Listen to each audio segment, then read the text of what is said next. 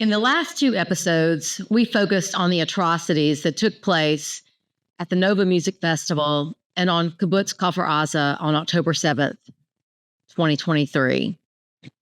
In this episode, we will be discussing atrocities that occurred at other kibbutzim in southern Israel that day.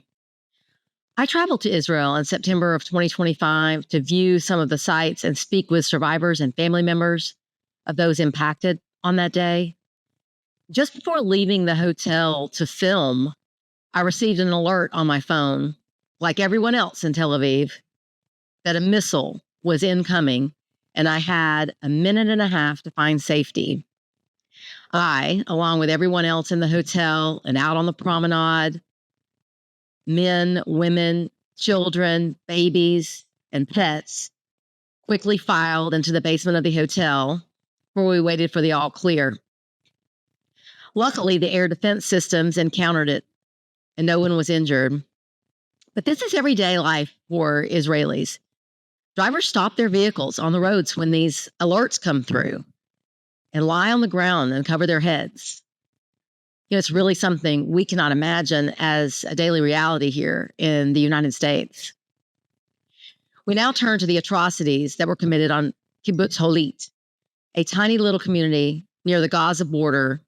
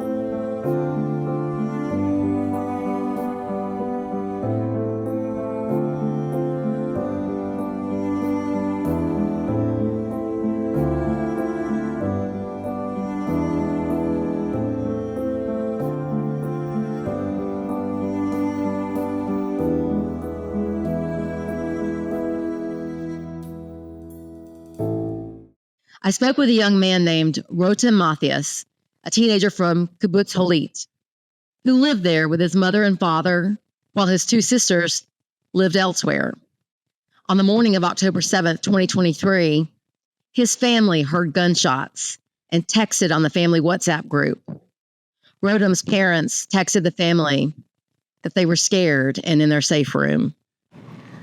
Thank you for joining us today. Can you tell us your name, who you are, a little bit about yourself? My name is Rotem Matthias. I am an 18-year-old kibbutznik. I currently live in Mazkat Batya, which is in the area of central Israel. I work at a veterinarian office. Currently, I also need to do school to finish some of the tests that I need to do so that I'll be able to go to university. People may not be familiar with the term kibbutznik, is that what you said? Kibbutznik. Can you tell us what that means? So it's like a big family, you can call it.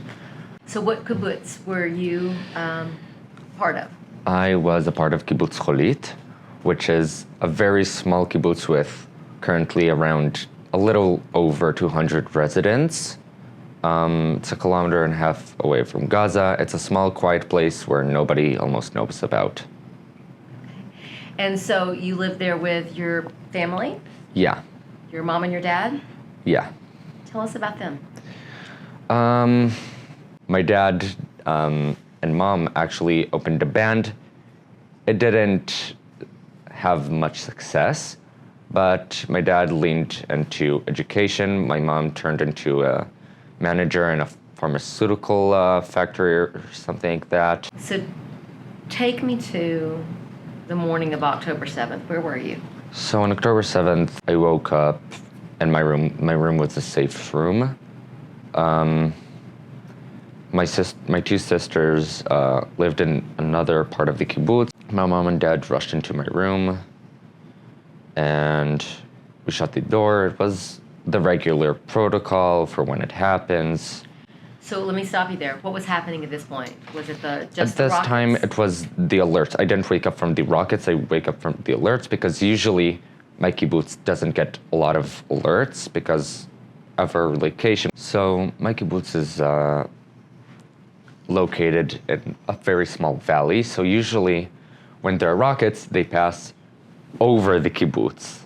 And usually they don't aim for my kibbutz because there is no reason to. There is almost practically nobody there compared to other places. But this time was different because we did get alerts. There were alerts everywhere in multiple provinces, even in the country, which is unusual. Previous operations that were that year, there was a max of 50 rockets a day. But this time, there was a lot more. You can see that there were, I think also in Jerusalem, there was in Batya, which is like 80 miles or kilometers away from the Gaza Strip. And we stayed in the safe room. We checked up how's our family doing, friends or whatever. My mom and dad called my sisters to tell them to lock the doors and stay in the safe room. Then, after a certain amount of time, there was an alert that there was a breach in the border, and we need to lock the doors, not answer to anyone, and there's a protocol for that. Very quickly after, I started hearing jeeps, like a lot of cars nearby, motorcycles as well.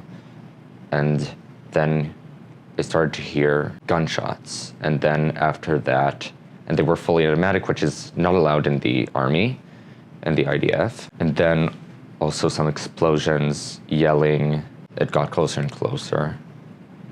And then my dad told me to help him move the spare mattress to barricade the door because we can't lock it. The whole point of the safe room is to protect us from rockets, and if something happens, a rescue team can come in easily to rescue the people who might be injured or whatever. So we barricade. And let me ask you that. That's significant, right? Because your threat up until October 7th was from the air. Yeah. So my dad told me to help him move the mattress to barricade the door. My mom told me to lay where the mattress was. My dad picked up a hammer, which was the closest thing he could protect us with. And then we heard glass shattering.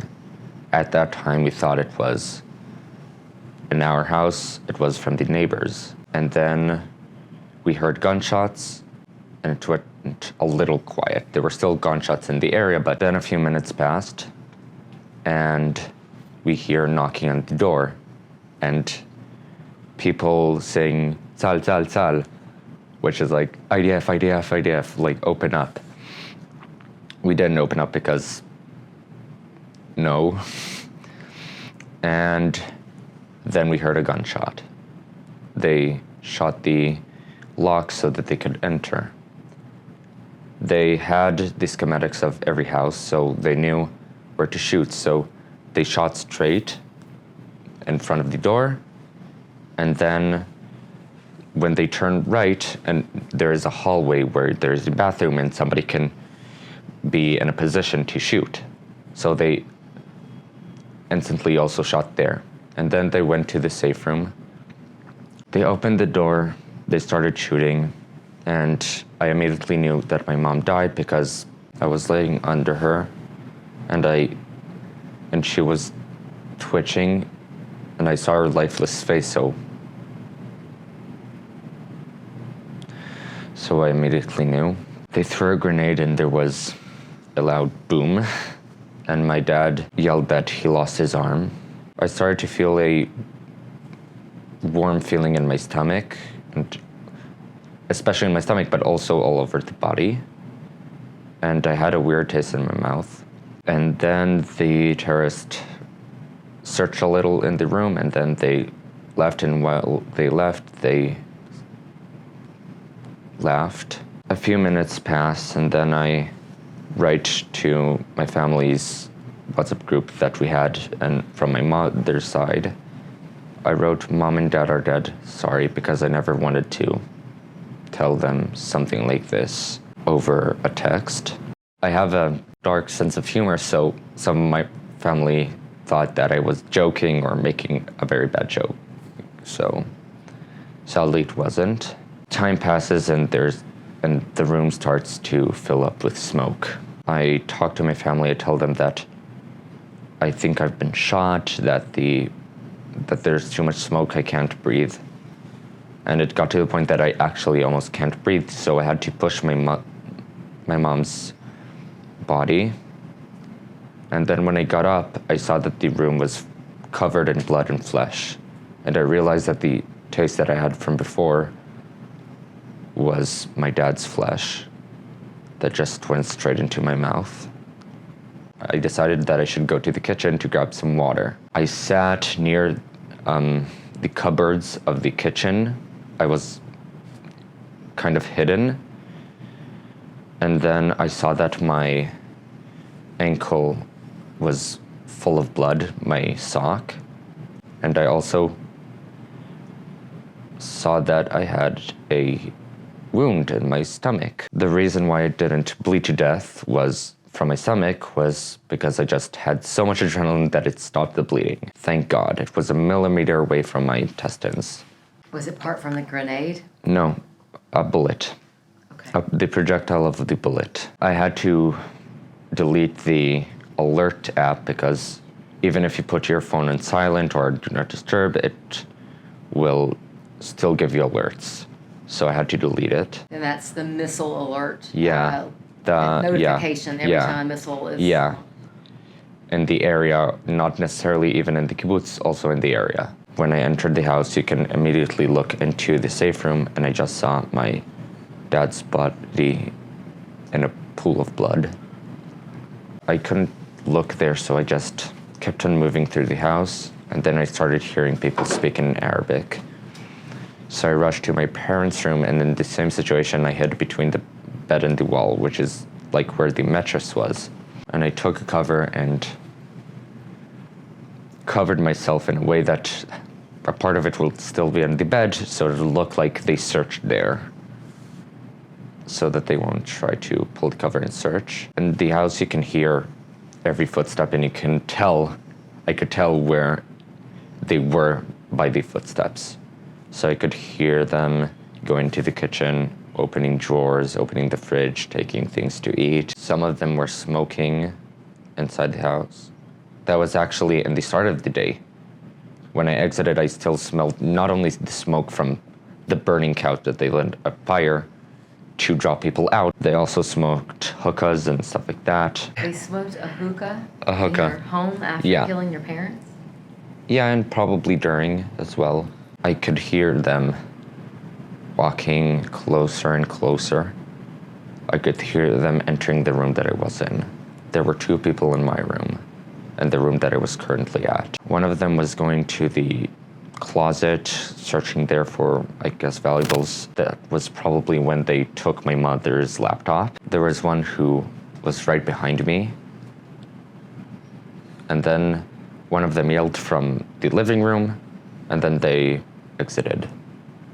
I waited for an extra 30 minutes so that, just in case, nobody will be there. I managed to somehow survive all those hours.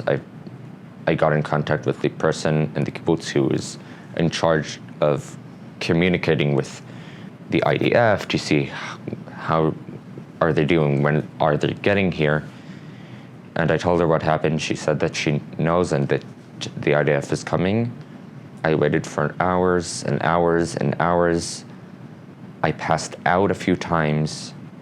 I thought of just running outside and hoping for the best. They finally got there. The IDF finally got to me, but I still hid because just in case. They got into the room, into my room, and they took the weapon and fell under the cover. I told them not to kill me. I'm Israeli. And then they told me to get up slowly. And then they saw that I was also injured, so they helped me get up. They helped me move. They asked me if there was somebody else in the house. I told them no, both my parents were murdered. And then they slowly moved me throughout the neighborhood from house to house so that I'll be able to get closer to the evacuation, like armored vehicles, so that they'll be able to take me. They took me to the armored vehicle. In the meantime, I could still hear gunshots, explosions, and screaming and everything. That was 10 hours after my parents were murdered. They took me to the entrance of the kibbutz, where I saw that the front gate was broken down. And there was a tank next to where they took me.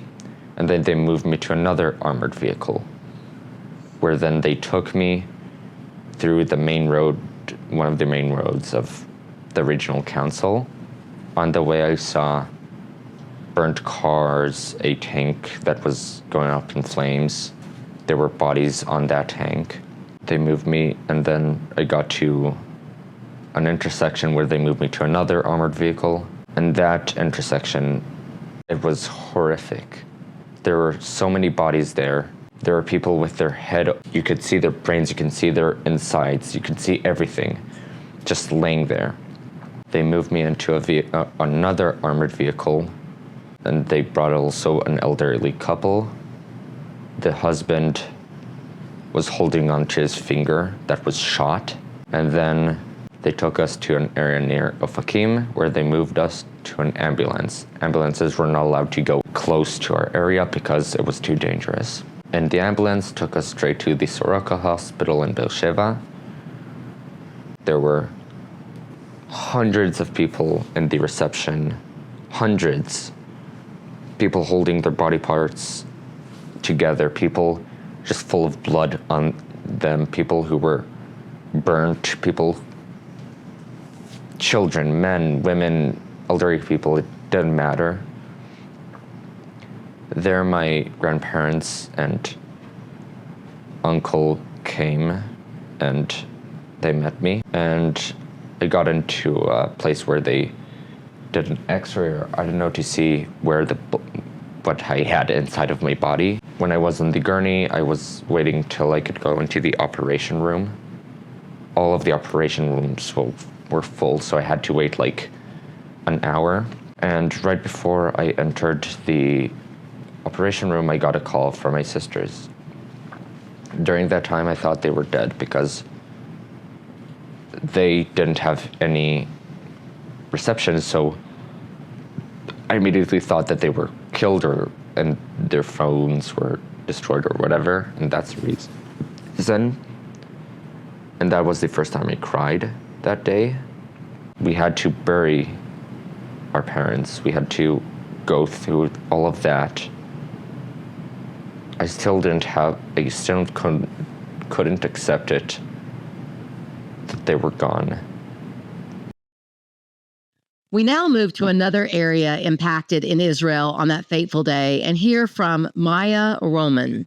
Maya's history involves her cousin Yeldin Roman Gat, Yeldin's husband Alon, and their young daughter Geffen, in addition to Carmel Gat and other family members. Yeldin, along with her husband Alon and daughter Geffen, were visiting her husband's family for the holiday in Kibbutz Be'eri, a kibbutz just over 5 miles away from the Gaza Strip, on October 7th. My name is Maya Roman. I'm 38. I live in Tel Aviv with my husband. I was born in Givatayim, which is a suburb of Tel Aviv. Grew up focused on journalism and academia. I just got my PhD in philosophy of science. I am also a part of feminist advocacy here in Israel. So in 2012, I founded a feminist news organization called Politically Correct. It's a play on words in Hebrew. We were kind of the Israeli Me Too. It's an organization that I founded and ran and is still very much a part of feminist landscape here in Israel. Since then, I've focused on journalism and academia. Today, I'm the science reporter for Haaretz. That's me before October 7th. On October 7th, we woke up to the missile alarms at 6:30 a.m. We didn't know it was anything special. We thought they were just missile alarms, which sometimes happen. But because I work in journalism, I very quickly started getting a lot of WhatsApp messages, because Israelis, we talk on WhatsApp, about what's going on in the South. And a lot of my reporters started saying, we're seeing unusual things. We think there are terrorists in Sderot. We're hearing that there are hostages. We're hearing that there are people killed. And that whole day is, I think, very comparable to how Americans experienced 9/11. It's just this slowly unfolding of tragedy, like slowly realizing the magnitude of what was happening. I remember being shocked at the thought that there might be 5 hostages, where a few days later we would know that there are 255 hostages. My cousin Yarden, we are the closest in age among the cousins.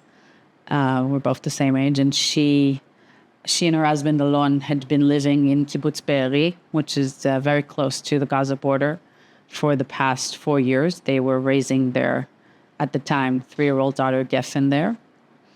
And they had just decided to leave the kibbutz. So in September, they actually moved out. Yarden felt that raising her daughter with the constant missile alarms wasn't making her the kind of parent she wanted to be, and they decided to leave. But on the 7th, they decided to, actually on the 6th, they decided to go back and visit Alon's family, his mother and father and sister that was staying there, for the holiday. It was Simchat Torah, the Israeli Jewish holiday. And they stayed the night. At 10:30 a.m., we lost contact with her. And for the rest of that day, we were in the dark, scanning social media, looking for any kind of information about what was happening. Again, we kept hoping for quite terrible scenarios. So our hope kept deteriorating. So it started with, well, maybe their batteries ran out and they're all stuck in the shelter. And then, well, maybe some terrorists took them, but maybe they're holding them at the mess hall. Because there were rumors initially that there were a lot of hostages from Be'eri being held within the kibbutz in the joint mess hall. And then during the night, when we found out that that wasn't true, we started hoping that she was taken hostage, because if she wasn't, then she might be dead. And then on the morning of the 8th, we got a call from Alon, Yarden's husband, who filled us in on what happened. He told us that around 10:30 a.m., 4 armed gunmen broke into his family home. His parents were at the kitchen bringing food back to the shelter. His mom was able to signal his dad, so his dad ran and hid in the bathroom. He was at the shelter with Yarden, their daughter Geffen, and his sister Carmel. And then basically the terrorists took them one by one first. So first they took Kinneret. Kinneret got Alon's mother, 68 at the time. We would later learn through videos on Instagram, her children would find videos on Instagram, that she was executed. She was shot in the head along with other people from the kibbutz, just a few hundred meters from her home. Much later, we would find a video that the terrorists took of her, and she defiantly kind of sticks out her tongue at them. So that's the kind of woman she was. She was a kibbutz woman to the end. Later, they took Carmel, Alon's sister, which we did not know what had happened to her for many months after, and I'll talk about her in a bit. And lastly, they took Alon, Yarden, and Geffen. Alon begged them to leave Yarden and Geffen behind. As I said, Geffen was 3 years old at the time. They wouldn't listen. They tied Alon's hands and feet and put Geffen and Yarden in the car and got in the car with them. And they started driving. Before exiting the kibbutz, they also brought another hostage and put him in the trunk, Tal Shom. And then they started driving towards Gaza. About 500 meters before the Gaza border, Alon and Yarden seized an opportunity. The Jeep slowed down because it saw an Israeli tank nearby, and the armed gunmen went out to check out what was happening. So they were left in the car with just a driver, and they just looked at each other and decided that they're going to make a run for it. They jumped out of both sides of the moving car. Yarden was holding Geffen in her arms, and they started running for their lives. Very quickly, I was with Alon, and he showed me, like, after seconds, the terrorists spotted them, started shooting at them, and they ran and searched for cover. And very shortly after that, Yarden realized that she wasn't going to make it. Alon is a runner, and she is not. So she did what she says is the easiest decision of her life, and she gave her daughter over to Alon so he could seek cover. She stayed behind. Alon was able to find a ditch near a road and basically placed Geffen down, placed himself on top of her, covered himself with leaves and dirt, and he stayed that way for 8 hours with a 3-year-old child, listening to cars searching for them. I don't know how she kept quiet. I don't know what he told her to keep her quiet. When it got dark, he started to make his way back to the kibbutz. He was barefoot at the time because they were all in their pajamas. They were taking in their pajamas. But he was able to find, like, socks that someone left on the road and a towel that he let Geffen sleep on for a little bit, and just very slowly made his way back. And by morning, luckily found the IDF forces, because Be'eri at the time was still under fire. It was under fire for a few days after. So it's amazing that he didn't encounter any other terrorists on his way back. And he found the IDF forces, and he called us to say, I'm okay and Geffen is okay, but I don't know what happened to Yarden, and I don't know what happened to Carmel, and I don't know what happened to my mom. You know, those first few days were chaos. The first week we were very much just trying to figure out what had happened. So we had no confirmation that Yarden was actually kidnapped. So every day her brother Gili would drive down to Be'eri, see all the burnt cars on the road, get there. Again, the place was still under fire, and basically begged the IDF soldiers to come with him and go look for his sister, because we thought in the middle of all this chaos, no one is going to go looking for one particular person, especially seeing as she was taken very close to the border. So, as I said, from the same house were taken Kinneret, Carmel, and Yarden. Kinneret was murdered, as I mentioned. Carmel was taken separately from Alon, Yarden, and Geffen. And so basically for the first few months, we had no idea what was happening with her. We knew that she was taken hostage, but other than that, we had no way of knowing what had happened to her along the way. We knew what had happened to Yarden because Alon was there to tell us. When the first hostage deal was announced, the first deal was supposed to be for all the women and children. And every day, the way it worked was that every day they would announce who was on the list for the next day. So every day you would get a call from the military representative telling you if your loved one was going to be on the list or not going to be on the list for the following day. And that was one of the hardest weeks for us because there wasn't much left to do. All we could do was wait, and every day wait and hear if Yarden and Carmel were coming back or not. But so we kept advocating for both Yarden and Carmel. And during the first hostage deal, they were both supposed to come back. The deal was for all the women and children. But it was very tense because every day things would shift and move, and it seemed like the deal might collapse at any moment. So every day we waited to hear if they were going to be released next day. The army would call us every night and say if they are or aren't on the list for the following day. I think it was seventh or eighth day that we learned that Yarden was going to be released the following day. It was amazing. Waiting for her to be released was probably the hardest thing we had to do. All this time, this month and so that Yarden was gone, Geffen knew what was happening. We couldn't hide it from her daughter, because she was taken herself. And also she was at the house where we were all constantly working. So she constantly asked, why are there so many people here? And we would tell her, well, we're all looking for mom. Mom got lost and everyone's basically looking for mom. And on that 8th day, we got to wake her up at 2 a.m.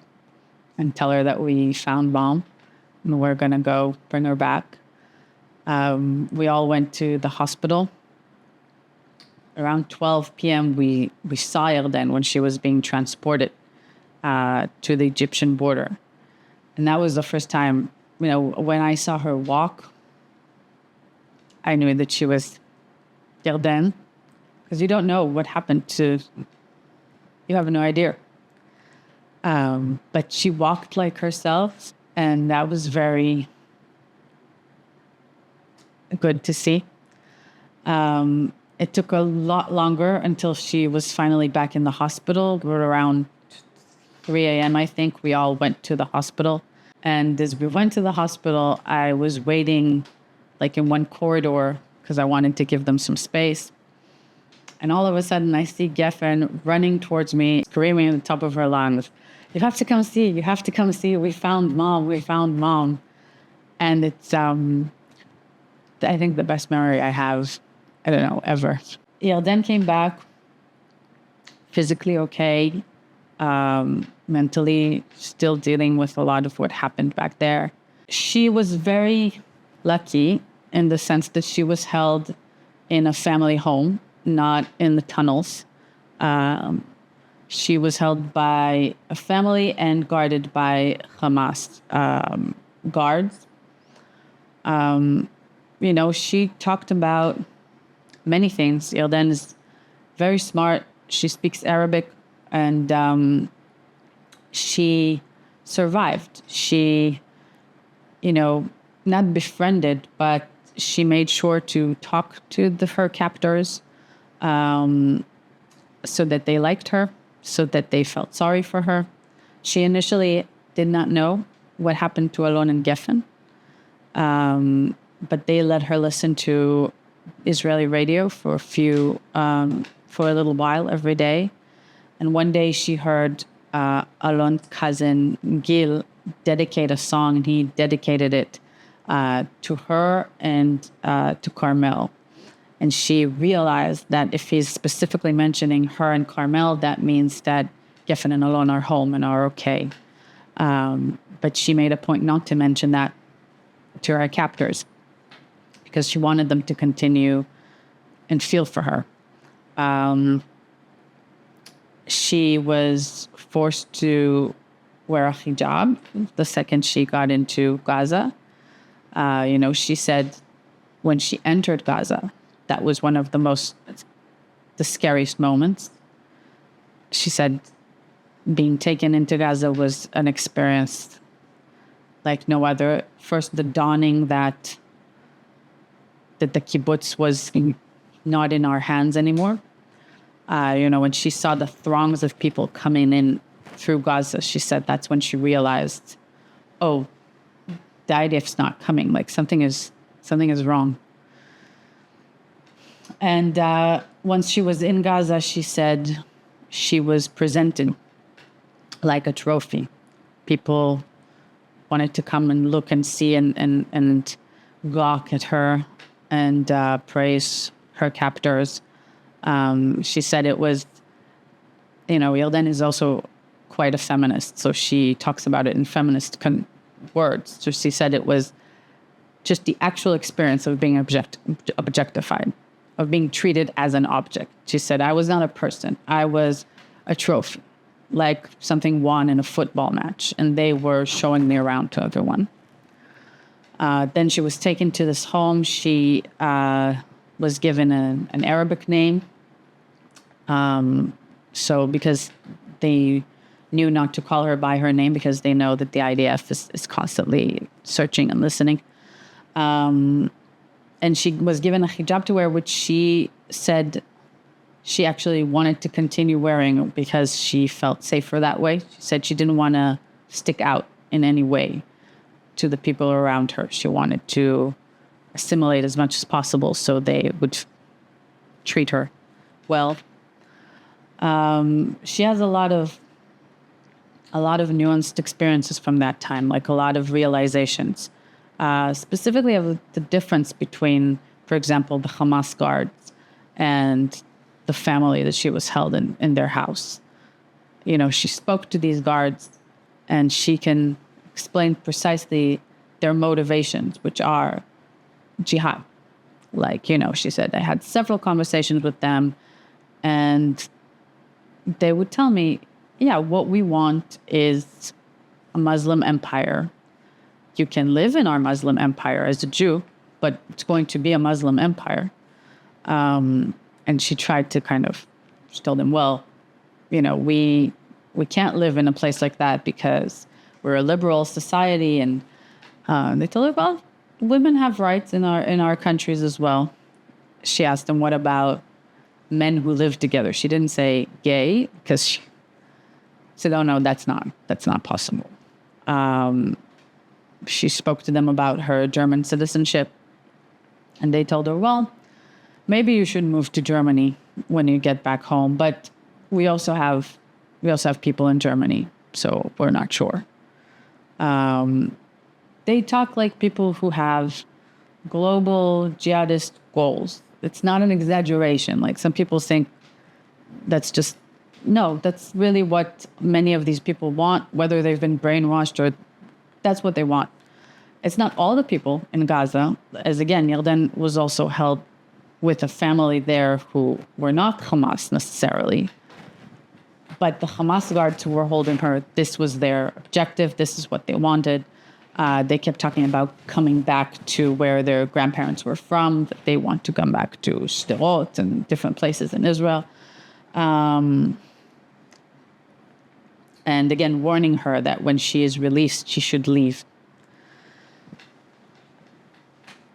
There are many things that she still hasn't talked about, but those are the things that she feels comfortable talking about. She also, anytime feels like the way she was treated isn't necessarily indicative of how other hostages were treated.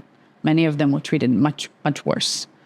So she considers herself, again, lucky in a weird way, which is also why she doesn't want to talk about it that much. And when she came back and told us all of this, she, of course, immediately asked, what about Carmel? And we told her that Carmel was supposed to come back the following day or in a couple of days. The following day, Carmel wasn't on the list. And the day after that, the deal fell through. Hamas would not give the name of 10 living women. They insisted on changing the list order. Specifically, they wanted to treat some of the women as female soldiers, even though they were not. So for some reason, they considered Carmel a soldier. I don't know why. Maybe because she's not married, wasn't a mother.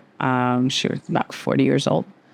And our negotiators insisted that we should not continue to deal with 10 different names. So we should insist on the 10 names of the women. And so the deal fell through. It's easy to look back and say, oh, maybe we should have continued the deal because it would take more than a year to get back to the table and get more hostages out. But at the time, it was very hard to make that consideration, so I really don't know. But the deal fell through, and I think that was the first time I saw Yarden cry, was when we learned that Carmel was not coming back. We did learn from 2 younger children that were released during that first deal that they were held with Carmel. So we finally knew a little bit of what happened to her. We knew that she was alive. We learned that she saw her mother's body as she was taken into Gaza. And we learned that she really helped those kids who were with her. She made them keep a journal. She practiced yoga and meditation with them. Yarden asked us to keep advocating for Carmel and for all the other hostages, while she very wisely wanted to stay out of the limelight and start taking care of herself and her daughter and getting back to her life. And so we kept the rest of the family going around the world, trying to make sure another deal happened. In July of 24, we were in the United States. We met with everyone. It was a very hard time because it felt like a deal was extremely close. In early July, it was extremely close. A deal was on the table that Carmel was supposed to be released in. And then, again, everything went terribly wrong. And I think a lot of the people who could have made a deal happen were concerned with different things. But unfortunately, I got back home the next day. And that Saturday, I was at Hostage Square, where we have hostage demonstrations every week here in Israel, when we started getting calls asking us if we've heard the rumors, which I had not. Apparently, there was a rumor going on Telegram that the IDF retrieved 6 bodies of hostages previously considered to be alive. And on that list was Carmel's name. I spoke to Carmel's family, and we decided to wait because that was the only thing we could do. And it's very weird because waiting felt very much like waiting for Yarden because there's nothing you can do. We sat for many hours at Hostage Square, and I sat with some other hostage families, and there's also this terrible feeling of, well, if it's not Carmel, it's someone else. We waited that way for most of the night when about 3:30 a.m. The military came to Carmel's father's home where he was staying and told him that it was in fact Carmel, along with 5 other hostages, including Hirsch Goldberg Poland, who were murdered in a tunnel. Carmel survived for 9 months in terrible, inhumane conditions. We saw the tunnel where she was held. She could not stand upright. There was no light. There was no food. There was nothing. She survived there with these 5 other hostages for so long. But when their captors heard the IDF coming in, closing in, which is something that we warned about. We warned about the IDF entering Rafah at the time and entering various places where we were concerned that hostages were being held. The IDF entered that area in Tel Sultan, and her captors realized that they were going to get caught. So they decided to murder them, execute them. They shot them point blank, all 6 of them, and ran. That was almost a year ago to the day. We keep seeing the videos that Hamas releases of hostages who are starving. You see them and they look like Holocaust survivors. And it is intolerable cruelty and unimaginable that they are still there. So among other things, because I'm someone who comes from progressive side, from feminist work, I wanted to reach out to those organizations, even though some of the families said, there's nothing, we shouldn't talk to these people, they're not going to help us. I have real faith in activists. I still do, but at the time I had more. And I thought, we shouldn't give up before trying. We should talk to these people. For starters, what I realized was it was almost impossible to get in the room and speak to people. I, as I said, come from feminist work. So I wanted to meet with feminist organizations, and it was almost impossible to get any non-Jewish feminist organization to just have a meeting with me. They were very suspicious of my motives. And it took me forever. I was finally able to meet one feminist organization in Boston. And what was interesting was once we sat down, it was very clear that we speak the same language. We come from the same line of work. We have the same values. And I told them, all I want is for you to talk about hostage taking as, among other things, a crime against women, which it is. My cousin was taken.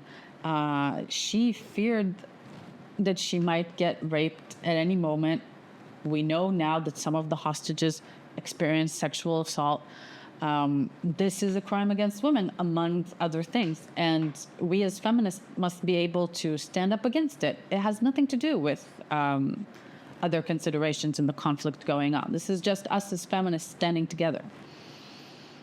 And they said, well, yeah, we realize what you're saying, but if we write something specifically about this issue, it's going to look weird. Like, why are we covering this issue specifically? And our Muslim community fellows and our Palestinian community members are going to be irate, and it's going to put us in hot water. And eventually they published something generally about crimes of war and how they affect women all over the world, which, as someone who works in that area, I understand. I understand that an organization that's American and doesn't have a particular connection to the situation going on here would be like, well, if I cover this particular situation, I'm saying something. At the same time, I feel very strongly that as feminists, we are supposed to put our ability to resist violence against women above any other kind of political consideration. And this holds for both sides. I am able to be critical when my side, my government, does terrible things. But I need everyone to be able to be critical when Hamas sexually assaults hostages and people. And the conversation that we have seen around that has been terrible. Just in an example, as someone who works in feminist journalism,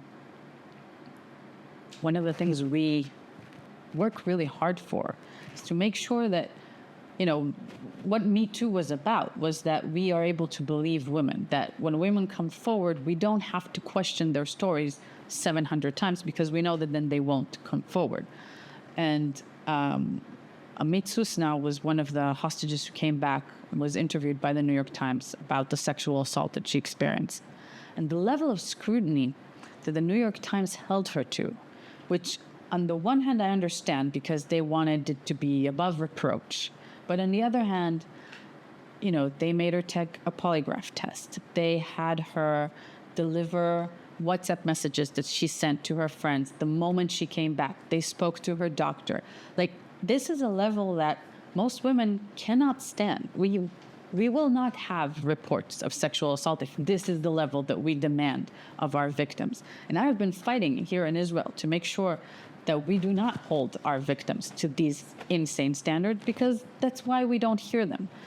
And still, by the way, many people question her account and question sexual assault against women, even though she really stood incredible scrutiny. So I feel the global feminist movement has done something very problematic, not just against Israeli women, against ourselves as the feminist movement, when we are sacrificing our values for different political considerations. We are going back.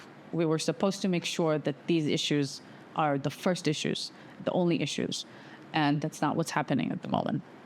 And the same is true about different kinds of progressive organizations. So I spoke in a lot of college campuses, and I found it very important.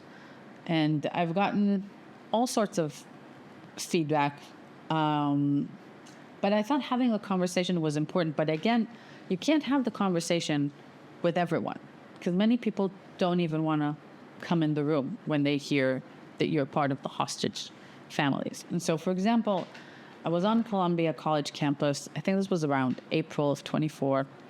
It was before the big demonstrations in the States, but there was still pro-Palestine movement on campus. And I had just given a talk with mostly Jewish students, and I was coming out and I saw this pro-Palestine kind of booth. And I thought, maybe I should go talk to them. Because again, I can understand their point of view to an extent. So maybe if I talk to them, I can explain that in my view, releasing the hostages and ending the war go hand in hand. And so I don't see why they can't incorporate messages asking for releasing of the hostages into their ongoing messages. Like, I didn't want to ask them to not talk about Free Palestine. Just could you also incorporate this message that we also have to free the hostages, which is, again, in my opinion, a humanitarian issue that has nothing to do with the ongoing conflict. And I came up to them. There were two young women, and I told them who I was, that I was part of the hostage families, that part of my family was, Carmel was at the time still held in Gaza, and that I would like to talk to them about whether they can incorporate messages about the hostages. And one of them just looked me straight in the eye and said, "I'm sorry for your family, but I think the issue of the hostages is just Israeli propaganda." And what am I supposed to do with that? What am I supposed to say to that? When you're not even being allowed into the conversation. I think one of the things I've encountered, and actually I have a very specific example of this. My organization, my feminist organization, we work with a sister Palestinian organization. We try to create joint coverage of the conflict, joint feminist coverage, and it's very hard work. We've been doing it for 4 years. It's hard work because it's about building trust and having really difficult conversations. And it's very hard work. But my Palestinian colleagues, some of the first people to have called me on October 7th to ask what I need. And by the way, have given me a lot of actual help. These are women that I consider friends, family, and they know that I see them the same way. And we have no problem amongst ourselves. They have no problem condemning Hamas, just as they know that I have no problem with criticizing my government and saying that what's happening in Gaza right now is, in my opinion, very bad. We are able to create this space where it doesn't have to be one or the other. We can see both wrong sides of this equation and think about how we can correct it together. And there was one point in time where a big university, we were talking there, and one of the professors heard about my organization and said, "Why don't you guys come here and speak at our forum? And, have some of your Palestinian colleagues and have some of your Israeli colleagues and just have a panel about this journalistic coverage from a feminist perspective of what's going on." Great. And this was a challenge to arrange because, again, for my Palestinian colleagues, it's not that easy. They might get a lot of harsh criticism from all sorts of places. And but we were able to arrange this, and everyone on our side said, "Let's go." And that was when the university pulled away because they realized that they were going to get a lot of blowback from Palestinian organizations on campus who think that it's normalization of Israel if we have a joint panel of Israeli and Palestinian journalists.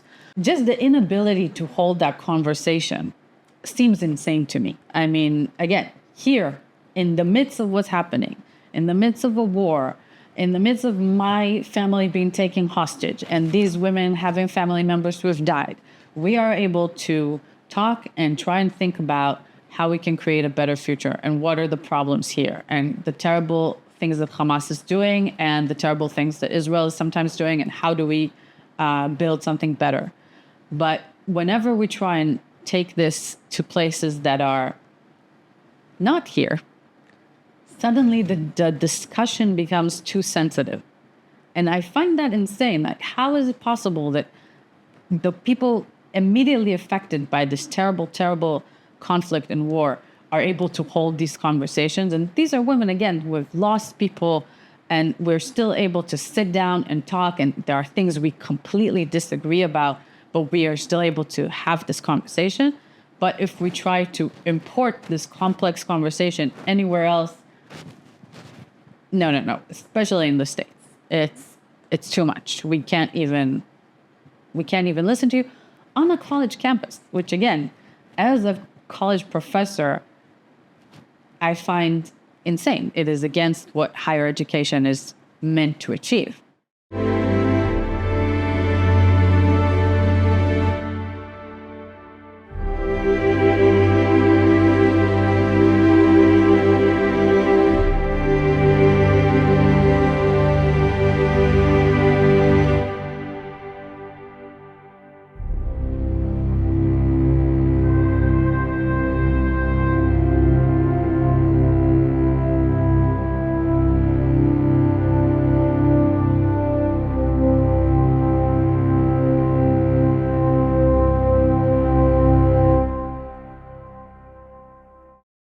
The people of Gaza only decided to break the siege, the walls of the concentration camp, on October 7th. And yes, I was happy to see people breaking the siege and throwing down the shackles of their own land and walk free into their lands that they were not allowed to walk in. And yes, the people of Gaza have the right to self-defense, have the right to defend themselves. And yes, Israel as an occupying power does not have that right to self-defense. Gaza became the liberation source, the inspiration for people. Gaza transformed many minds around the world.